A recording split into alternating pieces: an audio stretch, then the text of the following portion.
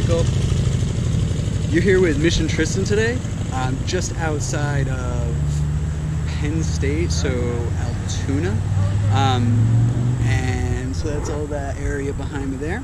I popped in from Lombard MMA, grabbed some kickboxing fitness class today, so a lot more focused on that high energy cardio.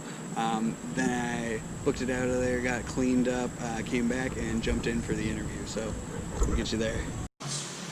So that's what makes us unique too, is that we get them, we'll load up membership, and then all of a sudden they're all graduating and gone. So then we got to start all over. Right. Unlike more typical gyms that are in smaller communities, whatever, they get members from when they're 6 years old and they're there until they're 18, or they get community members that's where they live. So that's another thing that makes this place unique because of our location compared to probably 95% of the other martial arts gyms there are. Because of our clientele and because of our location. It's unique. Awesome. Yeah, it's you definitely can feel it coming in. There's a difference. And it's cool, you know, to have the section with you got the gym right here, and there's the CrossFit walking in, and it's like, you know, it's a cool layout. Yeah, it is a really cool layout. Really cool layout. It has like 3 things in one. Sometimes you go to those bars and you have in the cities. You have the band section, you got the club, and then you have whatever else. But so it's like three great options in one facility. On the horizon, you want to put a bar attached to the gym. Yeah, we thought about that. Get a retractable roof, Nice. put a little tiki bar. Wouldn't that be something? That'd be fun. Maybe we might be onto something. Yeah.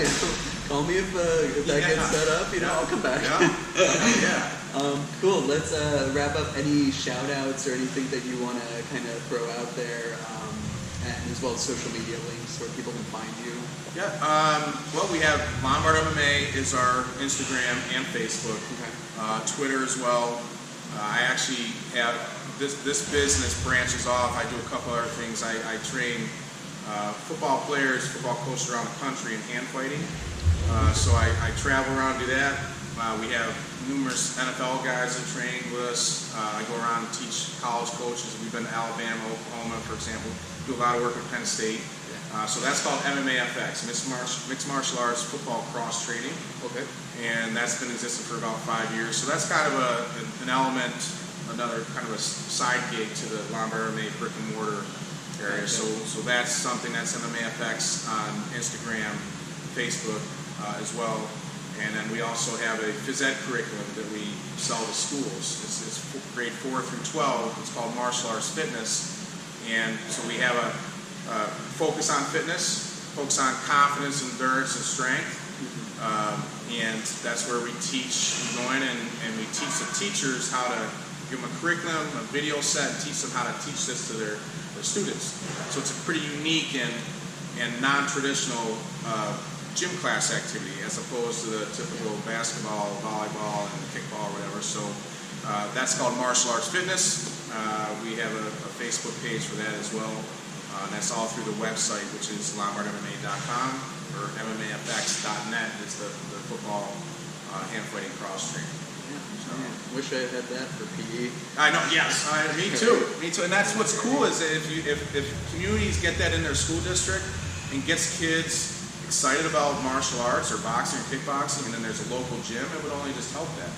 And also what we found is, there's a lot of this, there's about 10 schools that are doing it in PA and New York, and what they found is the athletes aren't necessarily into it, maybe because of ego, because they're not very good at it when they first start, but it gets the other population that maybe aren't playing sports. A lot of females do it, certainly for this whole self-protection, going out to college kind of thought. But it's also kids that maybe aren't playing sports and they really get engaged with something unique and different.